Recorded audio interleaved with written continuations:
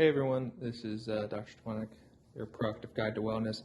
I just wanted to give a shout out because I realized this information isn't as common as I thought it was. With the upcoming winter storm, I thought I'd show you guys what I have in my car so you guys can get ready for it too. So just going from left to right, starter cables or jumper cables, just because it's likely that you or someone else will have a dead battery at some point during the cold weather. It will happen. If you're fortunate enough to come from the north and you do have an ice scraper, you can always have one of those. Mine even has a built-in little glove on it. Next couple things is just some water and a little bit of food. I always kind of throw these things into my car when I'm worried I might have to shelter in place.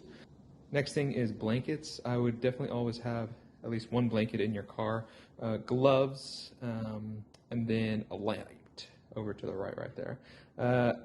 The things I would suggest that you should probably buy is some rope, and obviously if you don't have ice scraper, try to grab one of those.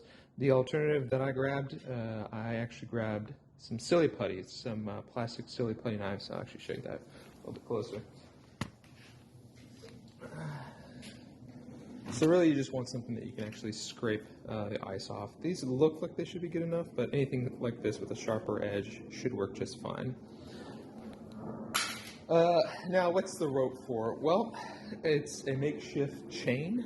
Basically, what you do is you do as I did, just loop a rope in between your tires, and it works as a chain. It's actually better than chains in some instances, mainly because they don't break. When you have chains and you drive fast or too fast on them, and especially when you're on concrete, those chains can break and actually tear up the inside of your wheel well. So having ropes is a great alternative. You just simply feed it through around the wheel hub, and then you give it a quick knot.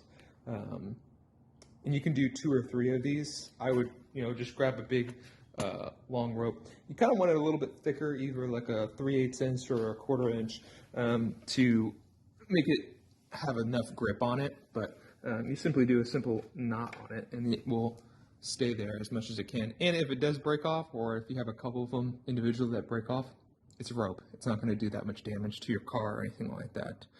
Well, I just want to give you guys a quick update on what you should bring with you. Like I said, water and food, probably the most biggest things, because you can shelter in place in your car if need be.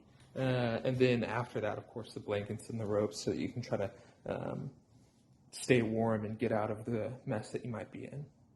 Anyway, I was talking to a coworker today, and I realized that using rope as a makeshift